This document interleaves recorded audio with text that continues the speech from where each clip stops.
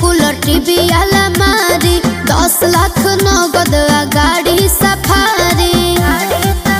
तोके किन लेनी राजा दहे जवाब मजा दे हब ना हम अब से जवाब के दाल तोहरा गौरव करे जवाब मजा दे हब ना हम अब से जवाब के दाल तोहरा गौरव करे जवाब